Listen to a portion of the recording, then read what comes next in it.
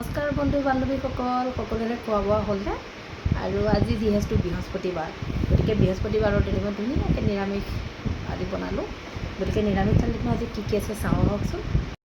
এয়া দালি, মচুৰ মগুৰ, তাৰপিছতে এইখিনি হ'ল চাটনি। আজিকালি মানে এই বুটটো পায় ন, কি বুলি কয়, কেঁচা বুট পাতৰ সৈতে কিনিব পায়, সেইটো চাটনি হ'ল বুটটো, কোমলীয়া বুট আৰু এইখিনি হ'ল মৰিচা শাক আৰু আলু শুকান ভাজি নহৰু দি পেলাই।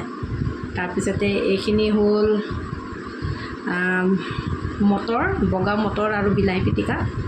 আৰু এইটো বস্তু হ'ল খাৰলি, ঘৰৰ পৰা মায়ে দি পঠাইছিলে, আৰু নিমখ দি পেলাই তেলত ফ্ৰাই কৰি লোৱা এইটো জলকীয়া।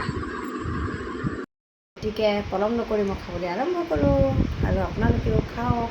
যিহেতু এইটো কোনো মুকবেং মানে কি বুলি কয়, খোৱা বস্তু নহয়, আৰু খাই ভাল পাওঁ। কেতিয়াবা স্পেচিয়েল কিবা এটা বনালে কাৰোবাক দেখাবও মন যায় ন, যে আজি কি বনাইছোঁ সেইবুলি হওক এনেকৈ বইল নাখাওঁ আৰু।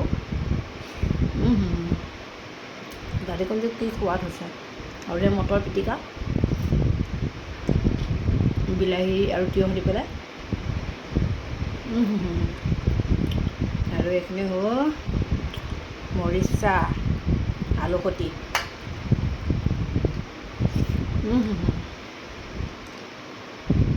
মাছ মাংসতকৈ এই নিৰামিষ থালিখন বেছি ভাল লাগে। আৰু এই হ'ল বুটৰ চাটনি।